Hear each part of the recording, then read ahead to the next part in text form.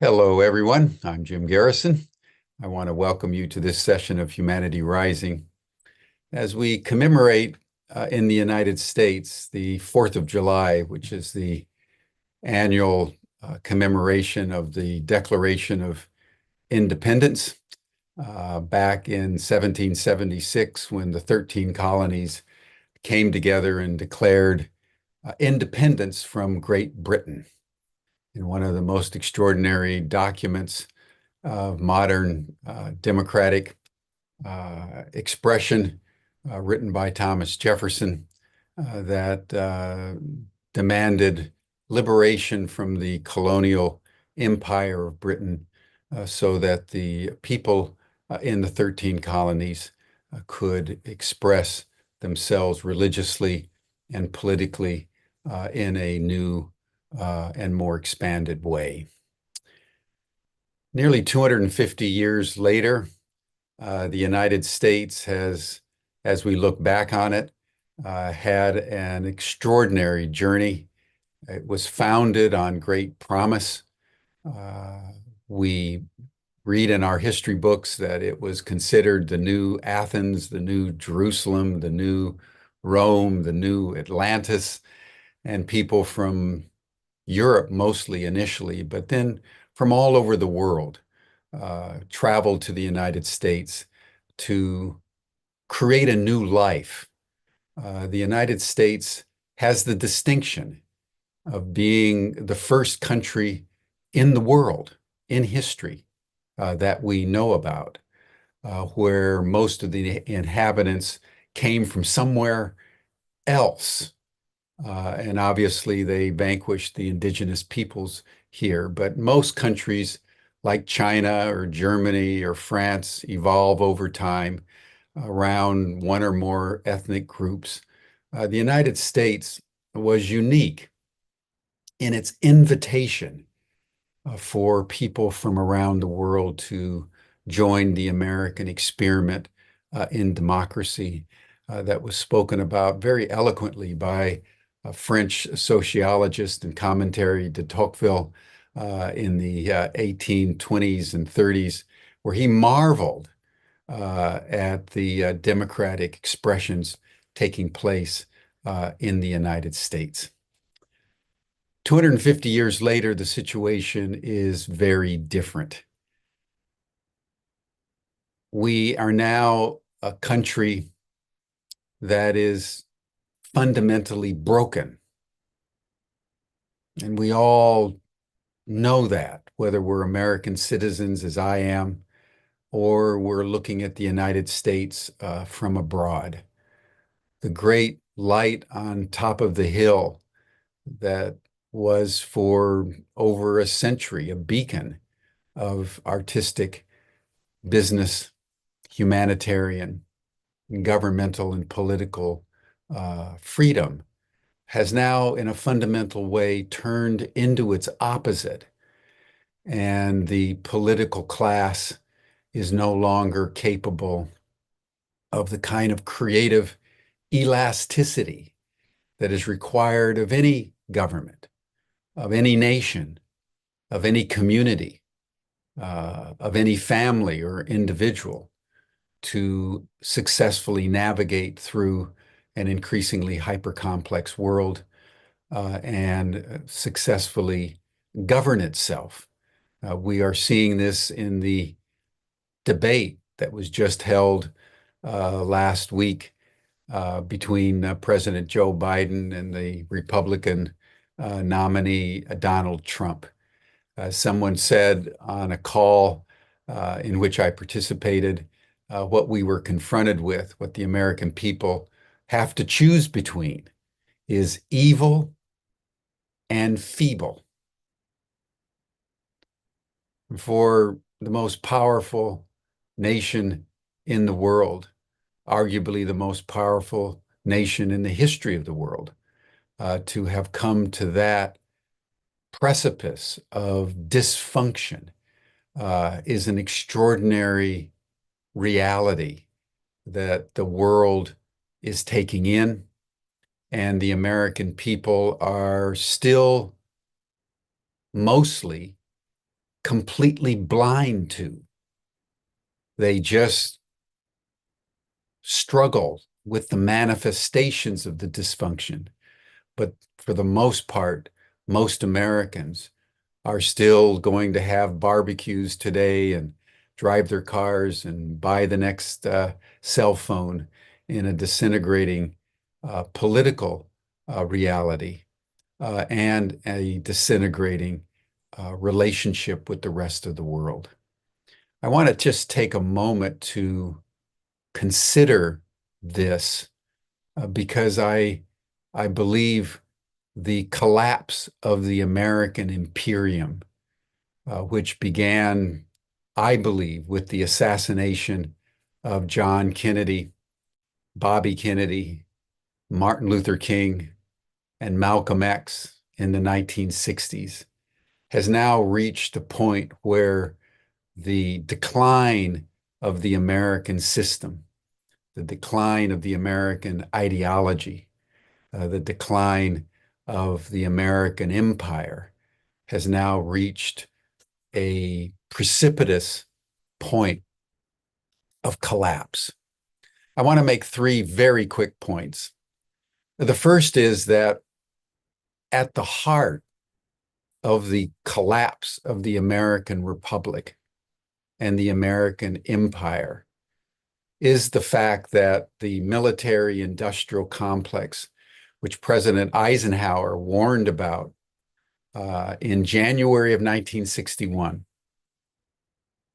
has completely taken over the U.S. economy, U.S. politics, both political parties, and has driven the United States for the last 75 years to engage in perpetual war. We see war against Russia in Ukraine, which the Russians are winning.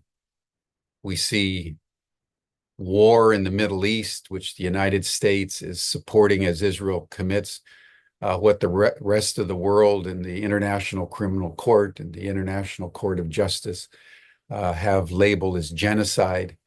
The escalating conflict against China in Asia. The United States has been in perpetual war.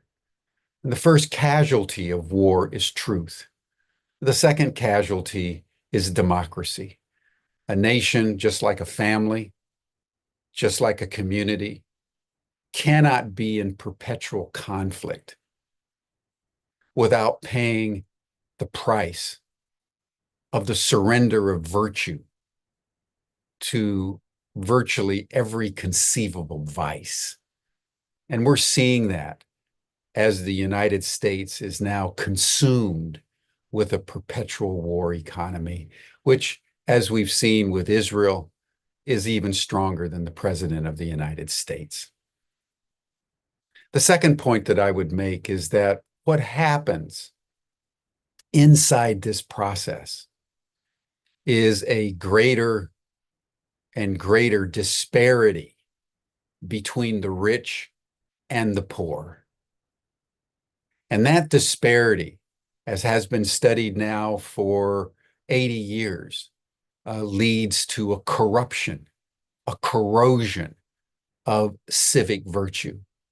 And what happens in the collapse is that this notion of civic virtue that builds a country is replaced with personal, corporate, institutional entitlement as people, institutions across the board no longer work for the common good, but work for their own self-interest. One sees this everywhere. Patriotism has essentially died in the United States. Thirdly, what one can expect in this collapse is the rise of tyranny. And this is what Donald Trump represents. And everyone needs to be very clear about this. Donald Trump represents the collapse of democracy into tyranny. The U.S. Supreme Court just a few days ago ruled for the first time in American history that the President of the United States has essentially absolute immunity against any prosecution for anything that he does in an official capacity. I was talking to a friend of mine in England, and we were discussing the political election happening in England. We were discussing the politics here in the United States. And I said, we're going back to George III. And he said, no, you're not going back to George III, you Americans. You're going back to Charles I. And this is really important. What happened with Charles I? Charles I in England was the equivalent of Louis XIV in France, a monarch of complete sovereignty, a manifestation of the divine right of kings. In the aftermath of Charles I, the English people had their glorious revolution. Charles II was deposed and executed. And in the aftermath of that, the British political system evolved a new equilibrium where it was the Parliament, not the king, that ultimately was sovereign. And when one thinks of Charles, King Charles today, or Queen Elizabeth, his mother, they were largely figureheads, as was George III. Parliament at that time was emerging as the great source of gravity in the English political economy. So what we're now going to experience as the United States hastens its collapse, as the rest of the world begins to organize the BRICS countries, Brazil, Russia, India, China, Saudi Arabia, Iran, as the global majority now organizes itself against the United States and the G7. The United States itself will be collapsing into a totalitarian democracy where we will continue to vote for sure, but it won't make any difference because whoever you vote for, the war economy and the governing elites control and are no longer susceptible to any kind of public pressure. We see this with the fact that there's no gun control. We see this in the fact that the states are stripping away the rights of women in terms of sovereignty, even over their own bodies, so that we're in a situation in the United States where the perpetual war economy, where the surrender of civic virtue into personal entitlement is leading to a corruption of the very democratic institutions with which the nation and the republic was founded. That's what's happening in the USA on July 4th, 2024. It's a stark reality. Our choices are limited. Dysfunction reigns supreme. Tyranny is emerging to confront the republic. And as Plato predicted of all democracies, they eventually surrender themselves to mob rule, and out of it emerges the tyrant. And that's what we're confronted with today. How we as citizens navigate through this, how we as citizens vote in November, how we as citizens come together in new communities as the imperium collapses around us, is the most important question before the American public. And because America has had such an enormous influence over the world, I would say the public of the entire planet. I'd like to conclude with an image taken from history. When the Roman Empire began its collapse in the 3rd and 4th and 5th centuries AD in the West,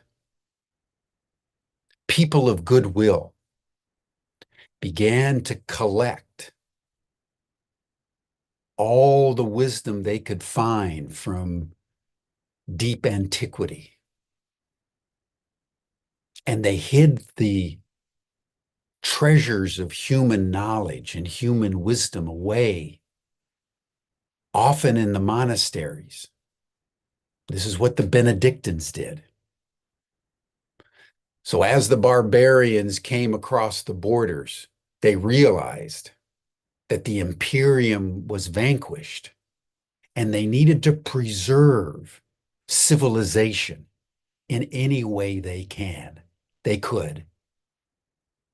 And that was how much of what we enjoy today from deep antiquity was preserved at that time of collapse. The difference between them at the collapse of the Roman Empire and us today is they saw the barbarians coming. We've been ruled by the barbarians for some time. And it's our lack of awareness of that that constitutes the major part of our predicament. That's what's true on July 4th, 2024. So we at Humanity Rising, and as we're going to hear today, those who are espousing veganism and different spiritual traditions, this is our work in a time of collapse to preserve the primordial wisdom, to preserve the fundamentals of civilization in small communities as we can, knowing that as the collapse hastens, our capacity to preserve and protect and embody the deeper eternal verities is our contribution to the ongoing survival of human civility. So thank you, everyone, for joining us today on the 4th of July. I hope my comments will be edifying. I know that people may disagree. Everything that I say on these programs is done in the spirit of truth pursued, not truth possessed. So I invite dialogue and debate, and perhaps we'll have a special session on these matters in coming weeks. Right now, I'd like to shift to our topic for today. I know that most Americans are having barbecues with all kinds of meats and hot dogs and hamburgers and various types of things. So we thought it would be a good day to talk about veganism. So I'd like to introduce Tami Hay. She is the founder of 1 million grandmothers, or vegan grandmothers, and she is passionate about this. We've been in touch through Shannon MacArthur. And so, Tami, I'll turn the program over to you. I know you have another guest, Jamen, that you'll introduce. And so let's talk about veganism on the 4th of July. Thank you. Thank you so much, Jim. Wow, that was incredibly enlightening, heart-wrenching, gut-wrenching, but true. And I really appreciated how you ended the talk and sharing with us that it's an embodiment. And the difference between going forward with hope, which means that, we're just going to hope something changes, but actually embodying a truth, is the difference between what I consider empathy and compassion. Empathy is we have we know we're in pain and we feel it, and we understand other people are in pain and we feel that they're in pain. The compassion is we must act. We must act. Compassion asks us to embody compassion by acting, by reaching out and wanting to stop the suffering. When I was dying of Crohn's a few years ago, I guess almost 2 decades ago, I was searching for answers, and I ended up at the Tree of Life with a modern day Essene community with Dr. Gabriel Cousins. And I started studying whole food, raw food, plant-based food. And the answers seemed pretty simple. That when we live in a way that allows us to upgrade our spirituality, we have a certain level of protection. No guarantee of protection, but it's a certain level of protection. It's eating in a way and living in a way and conducting ourselves and embodying our life in a way that we actually draw in community, and we live in a way that promotes life and not death and suffering, not disease, death, and destruction. Years before this, I studied with a Peruvian shaman, and he said that by the end of 2010, he was going to stop teaching, because when the Mayan calendar came in 2012, when it was ending, it was a time for us to stop looking for gurus, stop looking for teachers necessarily, and find our community and to embody our truth and to start walking the beauty way, to live in a way that we sourced our divine knowing directly. That had a huge impact on me a decade later when I realized that we are all what we came here for. We are the ones we've been waiting for, as the prophecy tells us. And I started really getting to work. And part of it was really getting in touch with my gut, really getting in touch with my gut. A shaman told me that the root of Crohn's started before I was born, when my mother told my father that she couldn't handle another baby, that if she had to have another baby and take care of it, she'd probably end up killing herself. I didn't know this. My mother was still alive, and I was able to go back and confirm this. But we're in the field, we're in a connective field of oneness. And somehow, as a brand new seed that was just, coming to life in my mother's uterus, I was able to hear the message that I wasn't wanted. So what I started doing at that time is taking care of her so she could hold on to me as a life. And I was doing that ever since, until I kind of had a breaking point around 40, and I wasn't able to hold the sadness anymore for my mother, maybe the world. And I had to do a certain level of care for myself to understand what had been happening for me. But during this time, there was constant divine intervention. I would be away playing in the northern trees by the pond. I used to go watch pollywogs turn into frogs. And there's something really magical that happens when you're a child that gets to be raised by the forest, by nature, and without somebody supervising you. Maybe a bit risky. I don't see it happening very often anymore. But there's another kind of download that happens for us. And we don't go out in nature. We are nature. As my granddaughter tells me, she says, "You love trees, Oma, because you're nature." And I read a book years later called The Last Child in the Forest. I realized that we're losing our connection, that our children are losing their connection. And as Jim said, it might be part of the big plan. It might be part of releasing people and completely shoving them away from knowing that they're sovereign and sacred beings. We get that understanding when we're connected to the trees and the water and the ocean and the underground water, as we feel it underneath us. We just know it's who we are. And when we get so disconnected, we forget that we are here to be one with it. And if it dies, we die. So when I started studying in a modern day Essene community, Dr. Gabriel Cousins, Rabbi Cousins said, this is the old teachings. Most of the Essenes were annihilated, like many other tribes that had the primordial wisdom, but many still survived. I mean, living in Canada, many of our First Nations people were slaughtered, but their traditions are surviving, and there's knowledge everywhere for us, everywhere. My father was a Finnish Laplander, and he came with lots of knowledge of how to connect and build and find clean water and care for his family.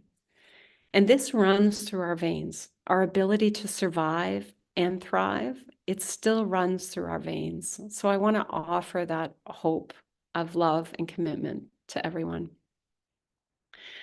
Fast forward to a few years ago, and I was gifted with some wonderful grandchildren. I was vegan at this time and understanding that we kill more animals in one day than every war that's ever happened on planet Earth. And that we're in a war with nature every single day. We're in a war with the oceans. We're in a war with the ecosystems. We're in a war with wildlife. I mean, how many children are in direct connection with wildlife? I was walking with my grandchildren the other day through the bush, and the coyotes were really yipping. And I called my dog back, and it sounded like a mother that was trying to protect some pups. And so we left her alone. And my grandson got his kind of like 7 years old, and he was like, "Those coyotes, they're so bad." You know, that was the messaging he's been given. And I started talking to them about her protecting her puppies, and that we love our dogs, and why don't we love the wild dogs? And this is their land. So I joined a community called Climate Healers, and within that community, I founded A Million Vegan Grandmothers through a dream I had that the grandmothers need to start coming back together. We need to come out of retirement. We need to get off the golf courses, wherever we have thought we needed to entertain ourselves, or the wisdom of the elders that have forgotten that they're the carriers of wisdom. Because so often in our Western culture, the elders are not respected. I mean, I see it everywhere. I see it in this community that I'm in, where women are constantly going and getting injections of Botox and fillers, and they're fighting the process of the wisdom that comes from aging, and how we need to return and let the young people know that we're here for them. One of my dear friends, Judy Carmen, her last book was Homo Ahimsa, Who We Really Are and How We're going to Save the World, said that the young people need to know that we've been fighting for their planet, that a lot of us have been fighting for their planet for a long time, and they're not alone. They need to know that. Well, the Million Vegan Grandmothers are coming together. There's not a million of us, but that's our dream. We're coming together to be what women were always meant to be, the trailblazers, the ones that had the compassionate final word to say, yay or nay, to release patriarchal death, disease, and destruction, and to say that we're going to protect the species of grandchildren of all species, not just the human race, because we coexist. We coexist. I just had a podcast with Captain Paul Watson, one of the founders of Greenpeace. Then he went on to Sea Shepherd. He was asked to leave Greenpeace because he was too radical. He was too committed to the action of stopping what he calls aggressive nonviolence. He wants to get in there and actually interfere with the way things are going. So he's taking complete embodiment of his work. Then he went on to fund Sea Shepherd, the same thing happened. And then he went on to start his own foundation, the Captain Paul Watson Foundation. Right now he's in Iceland trying to stop. The ministry has just given permission to a very corrupt, wealthy man to kill 99 endangered fin whales. And he is there with his ships to say, no, no, no more. We're done. We're done. He said that every time he's been asked to come into a First Nations community to stop the modern slaughtering of whales that he's been very criticized for, was always the grandmothers inviting him in. He's never gone into a community unless the grandmothers had invited them in. And it's always the grandmothers that have invited him into the community to say, please stop this. It is wrong. It is hurting us. It is harmful.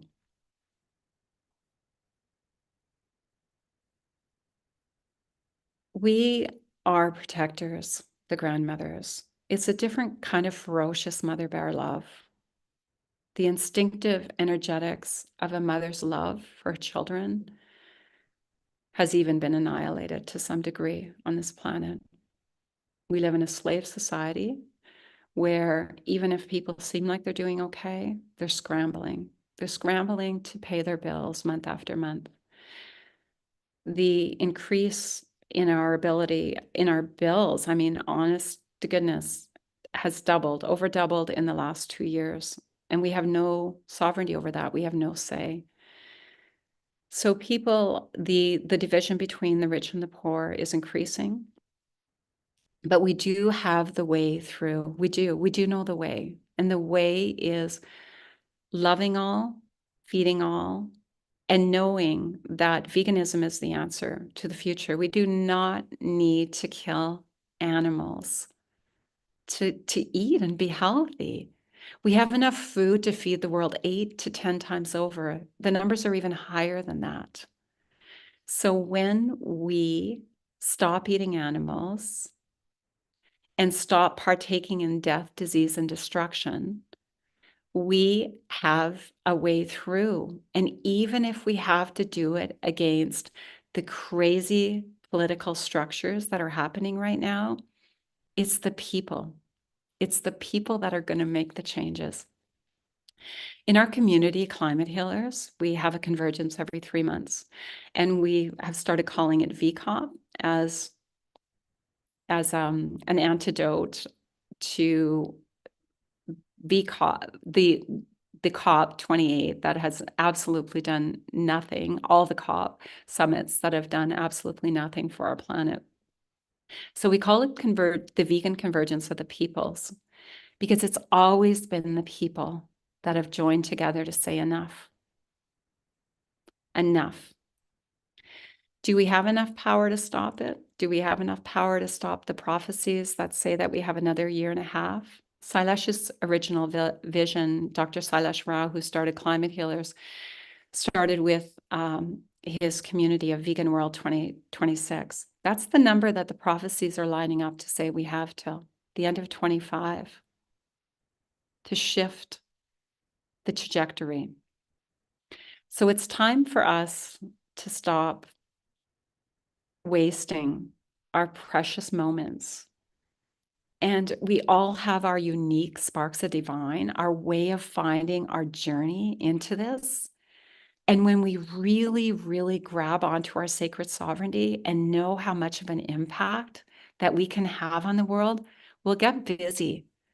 We'll get the embodiment love that we are, because that's what we are. I watch my granddaughter. She teaches me every single day about embodied love and excitement and joy. We've just been dumbed down. We have been so dumbed down. We have been told that we're not enough, that we don't do enough. and that there's no hope. I mean, how often do we hear that we're done? We might as well just, what are we going to do? Just buy another boat? Or accept that there's going to be this big inequality? No, we're not. We all have to act like grandmothers, ferocious grandmothers with deep primordial wisdom, and connect with our earth gut. The messages that our gut are telling us, that the gut that is connected so deeply into the earth. I have been recently watching and listening to a lot of Humanity Rising podcasts, and I've really appreciated the discussions that are so wide and broad, and that we do have help from other galaxies, and we have for a long time. There's a lot of evidence that we are so supported on our journey right now to awaken. And before I introduce Jamen, probably the last point I would like to make is that we must not waste any more time, and just spend time meditating. Get your physical, spiritual, embodied body clean. Drink lots of water, get really hydrated so you can connect with the water of the earth. Find a way to eat and live so that you feel alive, so you can bring the message to the world that it's not too late. It isn't too late. We have a choice. The prophecies tell us this. We have a choice, but we have very little time to act. And if everyone that feels that they can make a difference acts, it's going to be huge. It's going to be a huge movement that will be unstoppable. I mean, I don't think we can focus on we're all going to be done with the next nuclear war, or that the politics of the world are going to rule us into some crazy. We can't imagine that. We have to imagine our life into being. We have to love all, feed all, and do that however you can. Gather together in your communities. This is my ask. And just go feed people. Go feed people living vegan food. On our website, we have a unity stew, or you can make a unity salad. My partner and I, whenever we can, we just show up in the inner city with a great big pot of soup in the winter and just feed people. You don't have to get an organization. Just go feed people. We have enough food in the world to feed people. We just have to stop feeding the animals. If you go into Climate Healers, you'll see that there's a paper by Dr. Sailesh Rao that animal agriculture could be potentially responsible for 87% of the issues that we're having around climate change. So take a look at that paper. Take a look in your hearts, and take a look in your spirit, and find your path. Right now, I'm writing a book with my partner called Grief Mapping, because this is what I truly believe. People don't act because they don't have enough room in their psyche and their soma to have more grief. So clear your past trauma, your past stagnation, your addictions, and your habits. Find a way to clear that stuff so you can step forward and take some creative action, because creative action gives us this embodied sense that we are doing something. I watched a beautiful documentary on one of our VCOPs. Our next VCOP's coming up July 27th and 28th. And there was this filmmaker that was in such deep grief when she was 17 years old, when she found out the oceans were dying. Her name is Julia Barnes. And she said, I was compelled to act. I had to do something. I had to let people know what was going on with the oceans. And she did a beautiful documentary called Sea of Change. And I said to her when I interviewed her, what should we do, Julia? She says, I don't know what you're supposed to do, but you need to do something. Find your something. So that's my ask, everyone that's on here. Find your something and gather people around your something. But I don't really know if we can continue supporting animal agriculture and really be able to find our something. The time of using other beings for our entertainment, for our food, is done. We're done. Barbaric, old, ancient. The time now is a time to gather our plant-based food that's going to heal us, our plant medicine, our love medicine, and our community, and then finding our pathways to heal. So thank you. I met Jamen, who's going to join me here. I met Jamen through Dr. Sailesh Rao. And you know, what I love about you, Jamen, is you show up with a smile, enthusiasm, the ability to bring people together.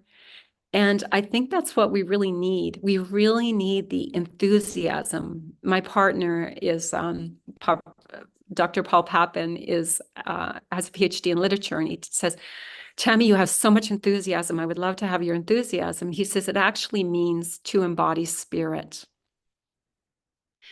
So Jamen, thank you for embodying spirit, because that's contagious. And go forth and multiply the message, Jamen. Thank you, Tami. Oh my goodness. You know, with what you just said, I am so blown away and humbled to be here. And with Jim's opening, which should be a historic speech in the fabric of the United States, I'm like, what more can I add? But anyway, delighted to be here. And that's actually the essence of collective human intelligence, is all of us getting over the, who am I? What more can I add? Just little old me. But it's really the power of all of us coming together. And because we have so many hidden gifts, as you've been expressing so beautifully, Tami, and the power of the people coming together. Jim talked about the totalitarianism of the military industrial complex, the war economy, et cetera, et cetera. I actually see I see this as an emperor's new clothes moment. The debate between Biden and Trump last week was just the emperor out in public, just stark naked, and devoid of all those qualities that used to represent representative democracy. And so I actually see this moment as an opportunity for profound transformation. And in the Buckminster Fuller construct of, don't try to overthrow the current system, create a new system that makes the old system obsolete. And when you think of governance, what should be the most important role of government? It's a combined role that's embodied by climate healers, food healers. You mentioned Dr. Sailesh Rao, who co-founded both. With food healers specifically, what have we got? We've got feeding everyone, making nutritious, delicious plant-based foods a basic human right, and at the same time protecting and healing ecosystems, nature, the entire biosphere. And you get both of those in one with food healers. So imagine food healers growing to fulfill this combined need, feed everyone, and in the process, get the world to go vegan. Because, I often say it almost as a joke, a benevolent joke. What's the best way to get the world to go vegan? Feed people plant-based food. I mean, it's just like, it's obvious when you put it in that frame, rather than try to convince them, and just feed them plant-based food. And so much healing, both internally and externally, results from that. So as food healers takes on that role, then we essentially become a new form of governance, not government, but governance, right? Replacing, making the old system obsolete. It's like, who's feeding you? Is it the government, or is it food healers, right? So, and when I say food healers, I really mean very much in the spirit of what you just said, all the different programs that are feeding people plant-based foods, like Food Not Bombs, etc. And anyway, I'll pass the feather back to you. You speak so beautifully, Tami. You're just on a roll. Passing the feather. Thank you. Well, Jamen, maybe you could tell us about the community that you're bringing together on your Tuesdays. Sure. So first of all, I want to point out and underscore what you mentioned, that Dr. Silas Rao, through a pioneering paper that he authored, some other of us contributed, but he's really the driver, demonstrates that 87% of global warming can be traced directly to animal agriculture. We've been told this lie that it comes from burning fossil fuels. Not that I'm any fan of burning fossil fuels, mind you, but the burning of fossil fuels has played a relatively minor role. It's a bit player in the equation. It's really animal agriculture. So the cause of global warming, the main cause, is animal agriculture, the destruction of these beautiful carbon sinks that natural forests and grasslands and other ecosystems provide for absorbing carbon. And while animal agriculture has been the main cause of global warming and its effects and its self-reinforcing feedback loops, like, for example, the melting of the polar ice caps, which have decreased Mother Earth's ability to reflect sunlight back into space, but instead have replaced that ice, much of that ice, with dark blue ocean water, which absorbs sunlight rather than reflecting it back into space as that area used to do. The self-reinforcing feedback loops have reached such a fever pitch and such an exponential trajectory that I believe we're at a point where we need to cool the planet. We need to stop the overheating and actually reverse it. But reverse it not with the same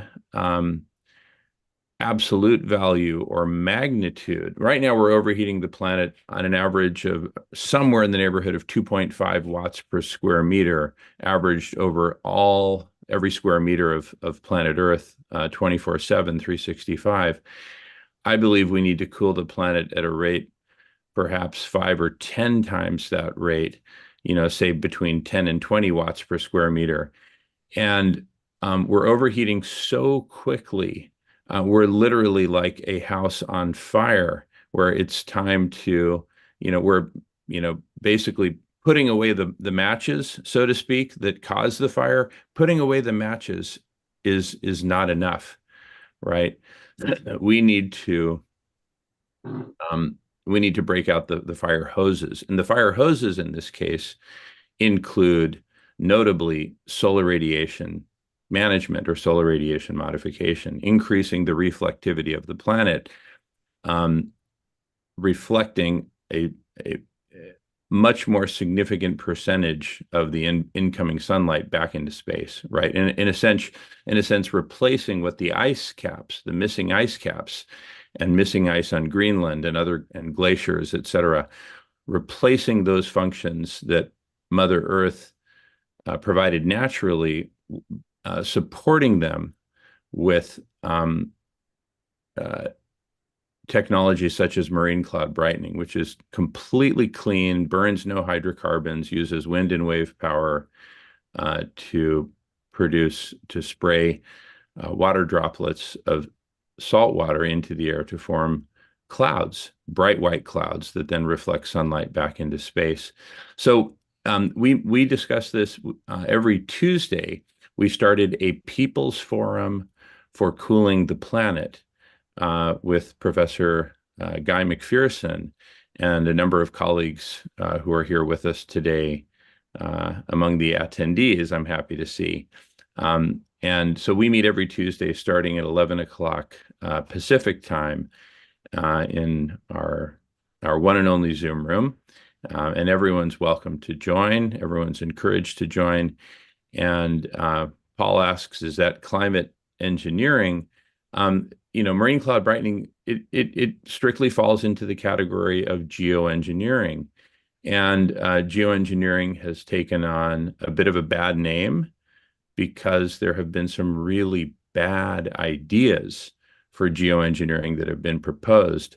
And I caution everyone to be very careful not to throw out the baby with the bathwater, because there are some very noble and absolutely clean and nothing but benevolent forms of solar radiation modification, solar radiation management. It's simply a matter of reflecting more sunlight back into space than what Mother Earth can do right now in her diminished capacity, having lost so much ice. Anyway, let me pass the feather back to you, Tami. Thank you. Thanks, Jamen. I think it's really important. We're here today to talk about veganism. So it's really important to also understand that there has been so much research of how quickly land will recover when we stop animal agriculture, and how much sequestration can happen, even in grasslands that have been left to recover. There's many, many examples of this right now.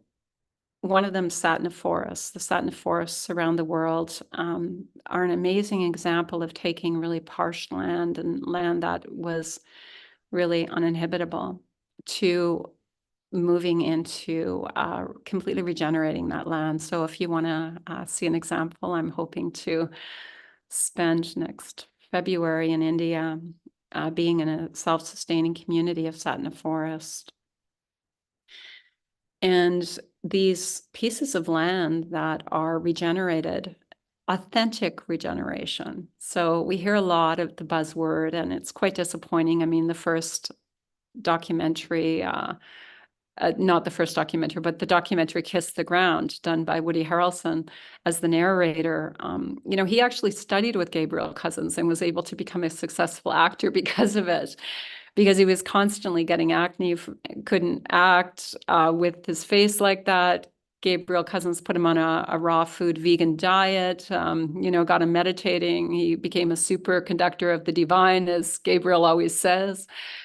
And then he went on to do documentaries like this. It's kind of like, being swayed by the dark forces. So I would invite everyone to really understand what true regeneration is. There's a lot of veganic farmers and agriculturists that are really in the forefront of this.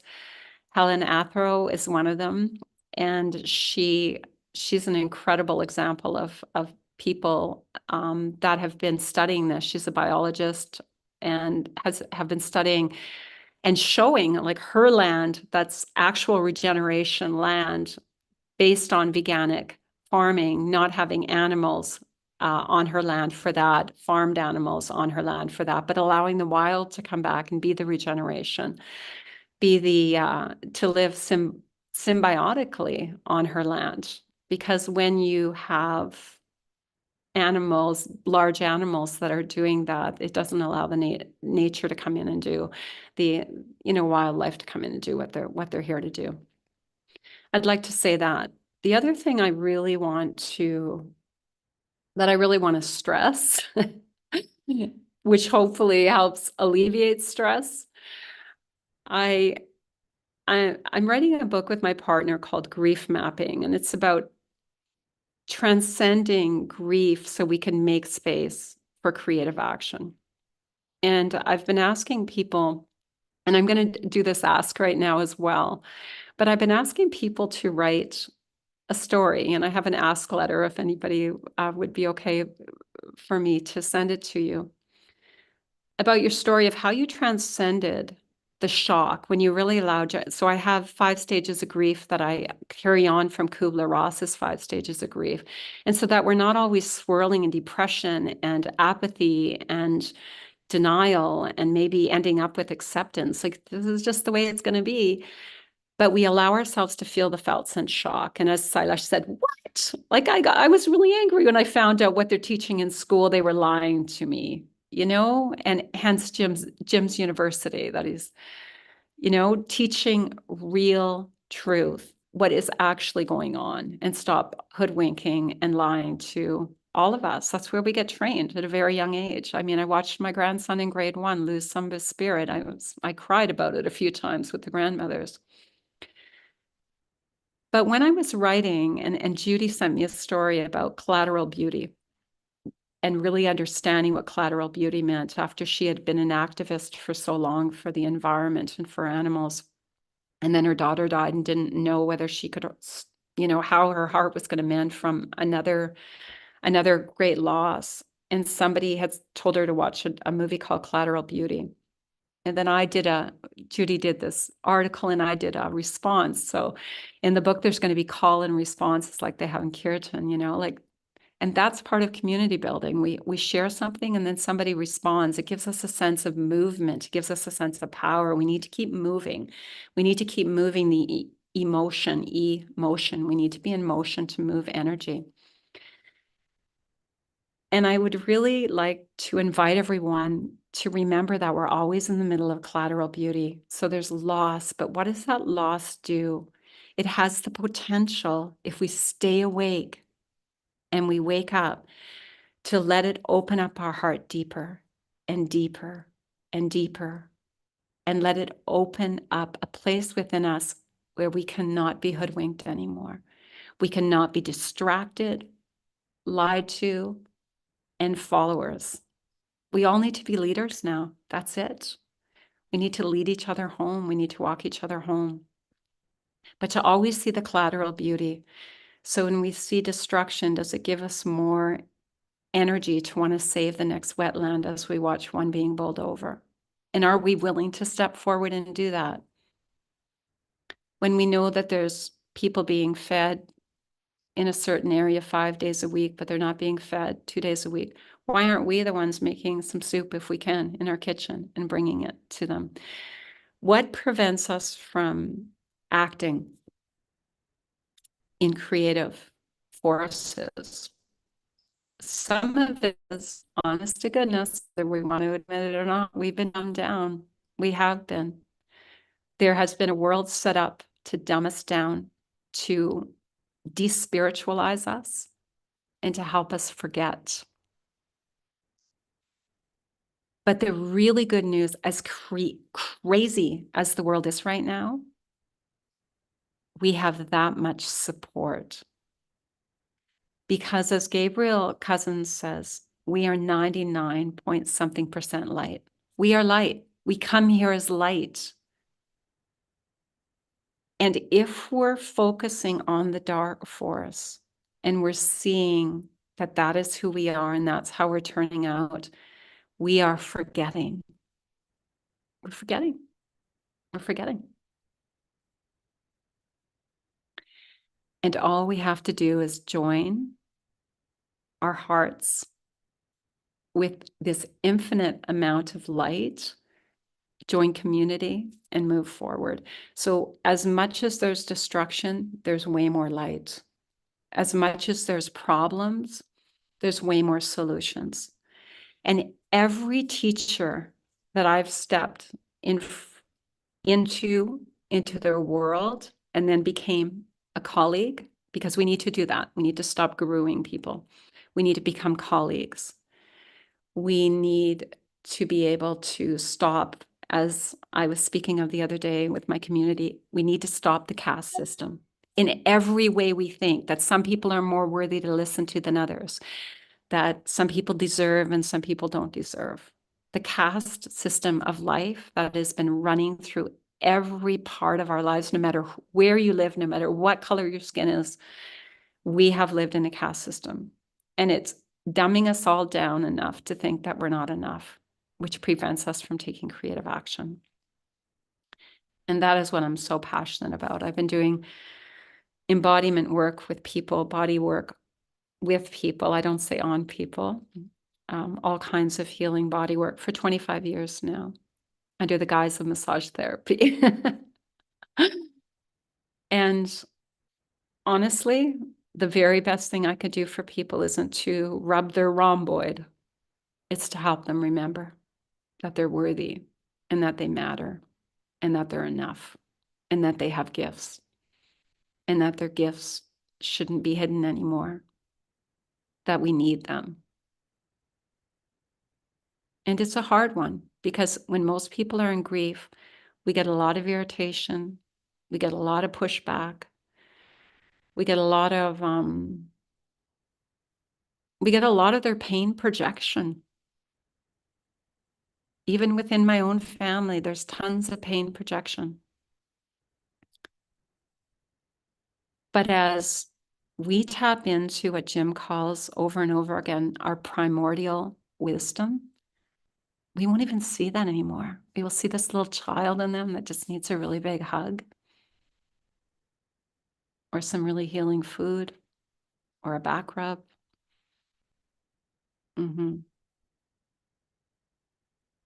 Yeah, thank you. I hope it doesn't feel like I'm going off on a tangent, but I do have to say, we do really need to know that we matter right now. It's huge because it's the collective of each one of us knowing we matter that we will bring our heart forth and we will do our work with heart. So thank you.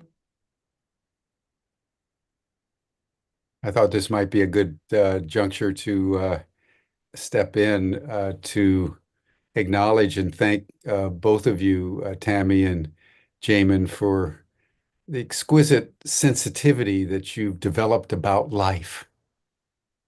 And, you know, you were so right in your initial remarks, Tami, to underscore how we've been dumbed down, we've been numbed in the process of dumbing, and we have been increasingly isolated from each other and manipulated by the ruling elites to feel that we are completely powerless and we just need to go along with the program. So the fact that, you know, you're mobilizing grandmothers and, you know, all the work that you're doing, Jamie, you have a very distinguished biography with your work with Vicente Fox down in Mexico, who I also knew actually and helped get elected president. He was the governor of Guanajuato at the time, and we brought in Amory Lovins and a number of things. And so the fact that you're working with him on the legalization of cannabis is quite an extraordinary accomplishment. I wanted to focus the conversation around this observation that you made, Tami, which I think is worth reiterating, that the war machine is not just war against people, it's war against nature. And if you look at the last 75 years of US imperial dominance over the planet, one sees that that perpetual war against people and planet has led us to the precipice. And we need to recognize that. And I ask this question because I think the point that you were making about grief is worth pausing over, because I think that is the emotion, not anger, you know, not fear, although we all feel those things, but it's a deep grief that is emerging in the American soul at an extraordinary opportunity that's been squandered. And when we look at climate change, so I'd love to have both of you just talk more deeply about grief, because I think that's the emotion that's really up for humanity right now.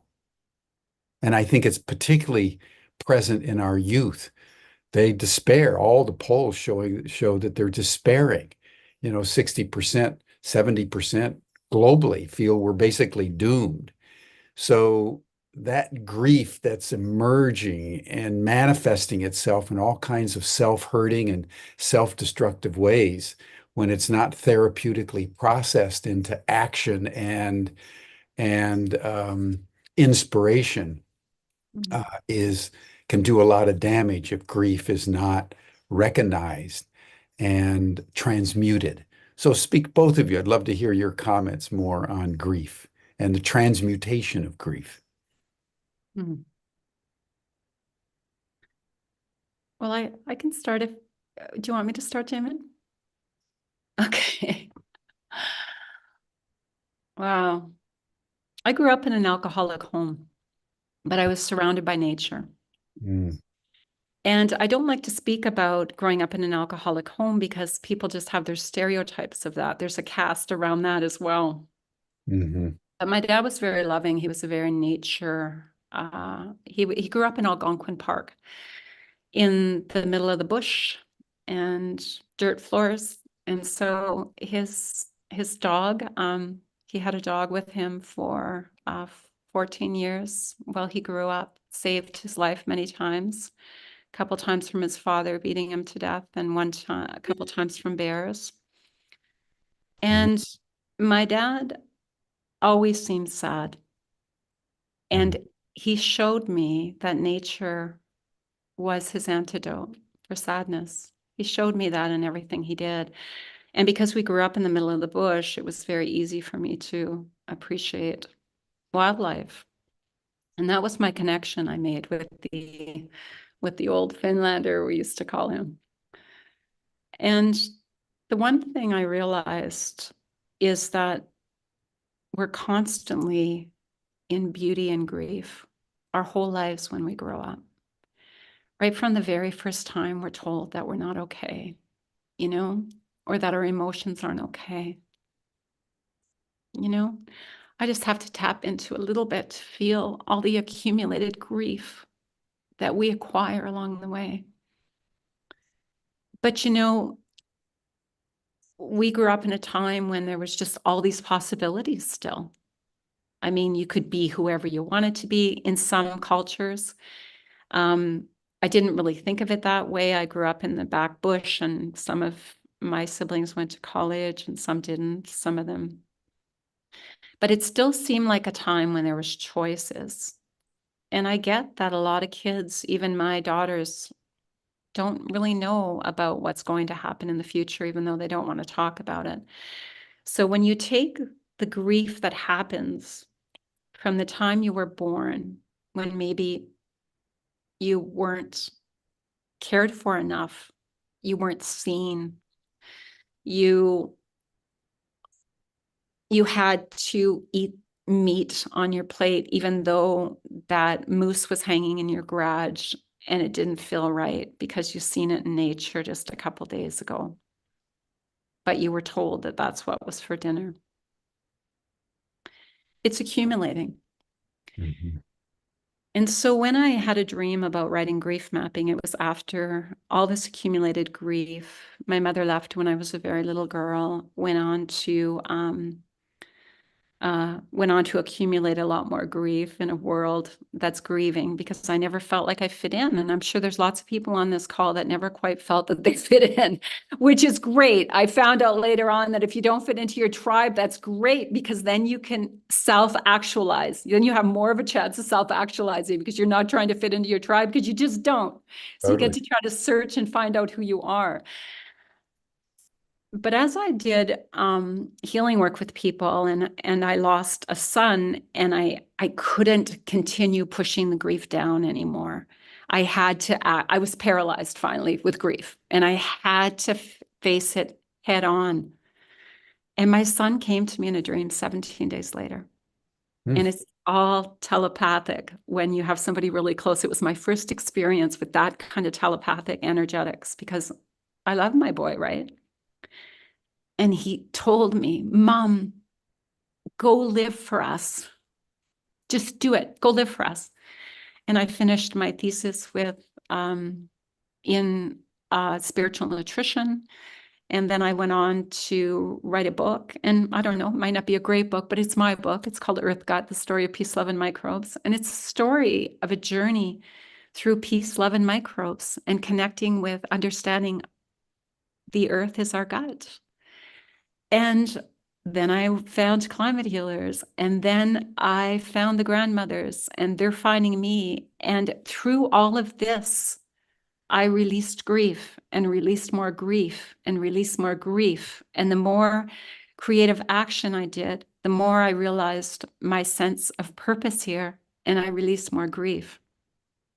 But the majority of people don't, and this was the premises of this dream of the book, Grief Mapping, have enough room in their psyche and their soma to be able to say, show me what's going on, because they're overwhelmed. They're full of grief. They're right up to here.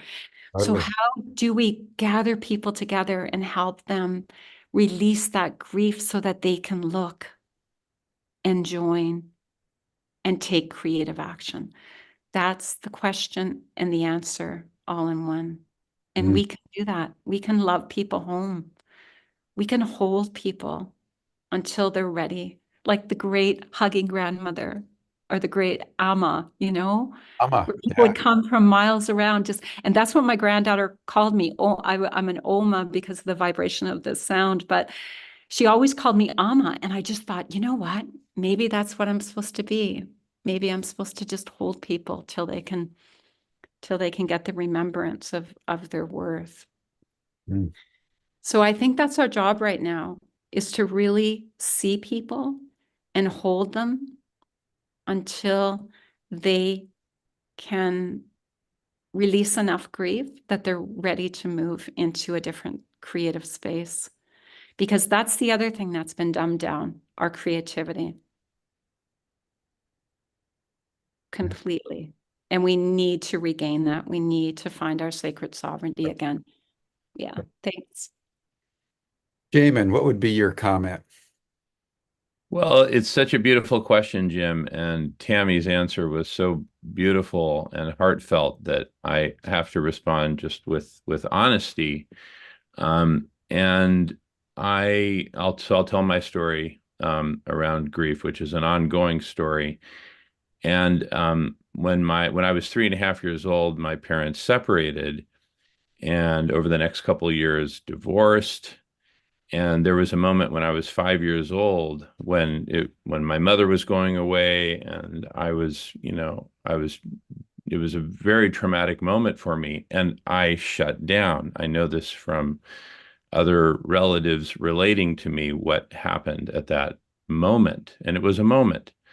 And I shut down and I suppressed and suppressed, and I was not the same little boy after that. Fast forward to 15 years later, I'm 20 years old, and I was going through a traumatic experience in my family. And I had been suppressing and suppressing and suppressing, and that suppression simply wasn't working anymore. And I got to a point of extreme just grief. I was going, and not grief, I was going crazy, bottling it all up. And I literally became afraid that I was going to kill myself. So I was 20 years old. It was in the summer in California. So I was on break from school, and I was just up all night going crazy, and I really became afraid.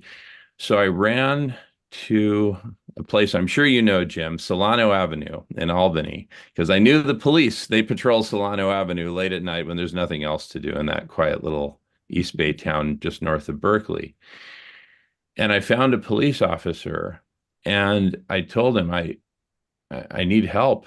I mean, I didn't want to kill myself. And he was so compassionate that I fell to the ground and grabbed onto his feet, and I started sobbing. And then, this is the best way I can describe it. It was as if there was a volcano from inside me that started erupting through my throat. And I was just screaming uncontrollably. It was the volcano took over. I was witnessing this volcano erupt with screams, and I've got a pretty loud voice, and I was just screaming at the top of my lungs. And when I came to, I look around and there was like 5 police cars surrounding me with their lights flashing. I mean, they didn't know what the heck they were dealing with here, a drug overdose or, who knows what. I mean, the guy, it was a young police officer who I found, and he radioed in, I need some backup here. I don't know what I'm dealing with. And so they just heard this screaming over the radio. So they all come rushing in. And, the senior officer there, the sergeant, kind of talked me through it. And, they needed to make sure I wasn't on drugs or anything like that. And that was the beginning for me of a journey for going deeper into my grief. I had been reading this book by Janov, The Primal Scream, which many of you know of. It was a classic, I guess, back in the 60s or 70s. I read that one. Yeah. So I'd been reading that, and boom, it happened to me. Just kind of like, I remember years later, I was reading a book about lucid dreaming, and the next thing I know, I'm having a lucid dream in the middle of the night. It was one of those kinds of things. And the thing is, there is so much suppression of that grief. And when you suppress part of your heart, your spirit, your mind, your gut, whatever you're suppressing, you're not integrated, you're not whole. And that's a very scary thought to contemplate. And, part of me, my ego would love to say, oh, and from there I went on to become, this whatever great enlightened being. But I've done a lot of work, therapy and, self-help kind of work, etc. And I still to this day, I struggle with addictions. And I know there's stuff in there, and I don't quite know what to do about it. And I have suffered. The thing is, we're never like in this perfect blank slate of a space in life where we can just meditate and just get into our core and all this. Life keeps happening all around us, and I've been dealing with some chronic abuse within my family, members of my own family that hasn't healed. And so, we're never in this perfect environment. Mm-hmm. And especially I would say, I mean, I'm so inspired by Tami and everything that you share. You're like just this beautiful, enlightened being. I think a lot of men in our culture suffer from that. It's not okay to cry. We were taught that from a young age. It's just not, no. Nope. And, layer on top of that abuse, layer on top of that addictions that were, encouraged to embrace. At university, the message was, and you'll all remember this, drink responsibly. The first message was drink. Let that not be escaped for our consciousness. Drink. Now, do it responsibly. So as long as you pass somebody the keys, you know what? You're golden. Drink away, right? So we're in a very suboptimal environment. And so like prisoners in a maximum security prison, I've used this analogy quite a bit of years ago. I haven't used it so much lately, but imagine we're prisoners in a maximum security prison where there's, beatings and there's abuse and there's this and there's that. Let us meet on the far corner of the baseball field and plot our escape, right? And it's not necessarily easy. I'm still a prisoner of these things as I've been describing. So anyway, again, your question was so beautiful, and Tami, your answer was so beautiful. I couldn't answer in any other way than just honesty. And so that's that's part of my story, and I'm happy to share more. And I will be in the after chat. So join us for after hours, passing the feather. Well, it's so profound, both your stories and the whole work of you know Gabor Mate and Thomas Hubel on transgenerational trauma. Gabor's latest book has been on the myth of normal, Mhm. where trauma is so embedded in the culture, we're told it's normal. And to kind of get out of that is we're told that's crazy.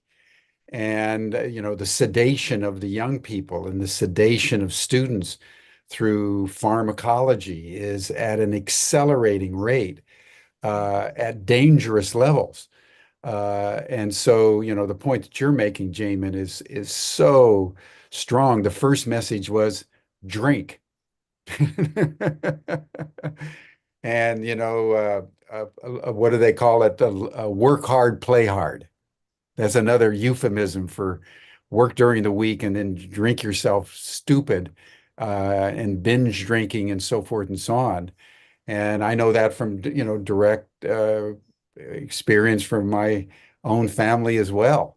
The young people are conditioned to go along with that program, and it's deadly, and the destructive effects manifest only over time because they think they can get away with it. As long as you pass the keys to somebody else, you can do whatever you want. You're so correct, and it's a plague on our young people. Totally, totally, totally, totally. Well, I think what I would like to ask both of you as we close, and then we'll adjourn to the after chat, is in the context of all this, what what gives both of you your deepest meaning right now? What is a source of joy in each of your lives? I think that would be a nice note with which to end our program today. Let's start with you, Tami, and then Jamin. What gives you the deepest meaning in your life right now? What gives you the deepest joy?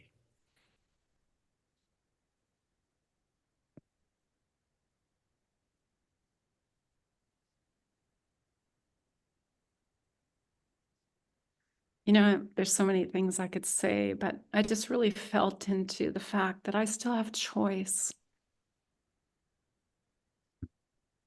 I feel I really still have choice. I have a lot of brain sovereignty.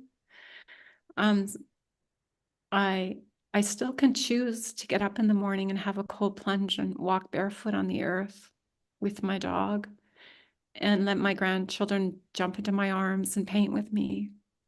Mm, And the animals that I'm speaking out for don't. When mhm, their forests are bulldozed over, or they're in the CAFOs or in, you know, going down a conveyor belt to be slaughtered, or with some vicious person in the ocean slaughtering them and their families. They don't have a choice. So I have a choice, and probably most of us, the listeners on here, have a choice. Choose wise. Get a hold of your primordial hour and choose wise, and don't waste another precious moment. And I'm not always saying creative action is movement, physical movement, but there's a movement in the flow. And use your breath to recirculate. So every breath in is new life, and every breath out, let it go. And I'll end with one of my favorite lines from one of my favorite artists, Xavier Rudd. And he said, I believe that we can breathe in the magic of our worth, and I believe we can exhale everything we feel we didn't deserve. mm.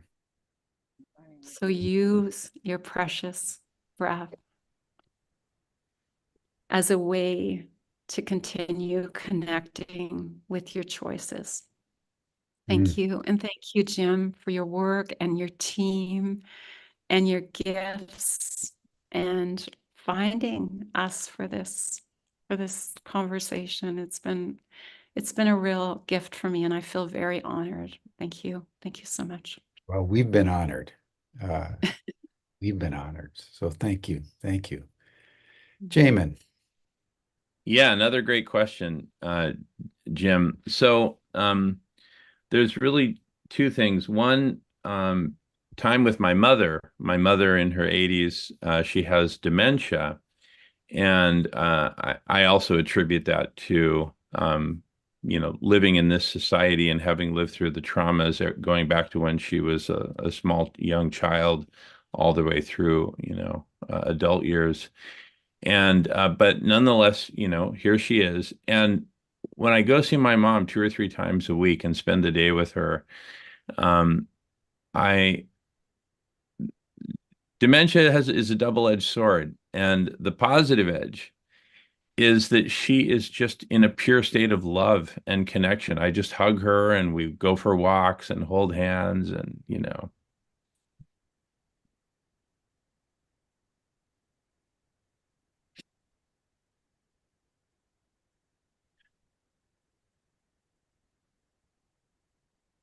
I'm learning to be okay with that. And another thing that gives me tremendous joy, having grown up in the East Bay of the San Francisco Bay Area, a land I know you know and love, Jim, as many of us do. It was a beautiful time. I was born in '68, so growing up and coming of age in the, '70s and '80s, we would go to talks, whether at the Sierra Club, or there was so much going on. And I would see this amazing audience come together, whether coming together for a talk given by Ralph Nader or Noam Chomsky or Chalmers Johnson, or, all these great speakers who would routinely come to Berkeley and Oakland and give talks. And so I learned about collective intelligence, collective human intelligence from a pretty young age, and just saw the power and the joy and the meaning of that. And I know that's what you're working on here with Humanity Rising in a very beautiful way. We're working on it with, as we mentioned, a People's Forum for Cooling the Planet, the Collective Intelligence Block Party, and myriad other venues, the conversation.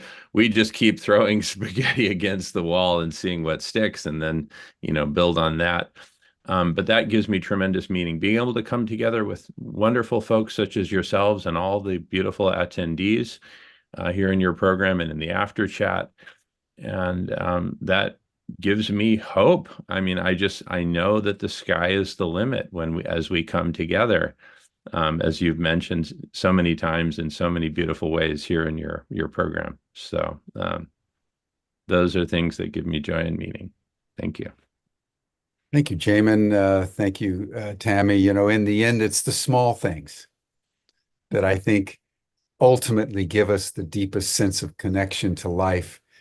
And having loved my mother and held her hand when she passed, your closeness to your mother and the emotion, I feel it welling up in me as well. So thank you. As a man, mano.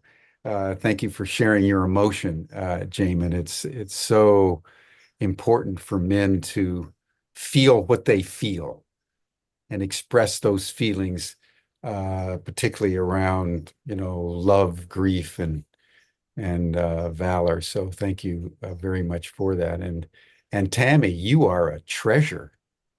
My goodness gracious. So I want to thank Shannon MacArthur for setting us up, because this has been a beautiful way to commemorate the 4th of July with some North Americans talking together about ultimate reality and at the deepest levels of what we need to confront as citizens, and the kinds of wise choices that we now need to make in the spirit of deep love for all sentient beings. So you have You have been exquisite, both of you, and I feel honored on this day to have been with you over the last few minutes. So thank you so much. So that'll bring us to a close for today, everyone. You're welcome to the after chat. Tami and Jamen will join so we can have further informal discussions for a few minutes. And then tomorrow, we'll be talking with a woman who was going along in her life. And during COVID, she went down the rabbit hole of QAnon. And the next thing she knew, she was in a parallel universe. And her story of dropping through that rabbit hole and how she got back out is a really inspirational story that is now a book that's been published. So that'll be tomorrow on Humanity Rising.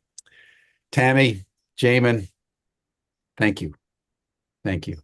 Happy 4th of July, everyone. See you Thank tomorrow. you, Jim. Bye Thank for you. Bye for now.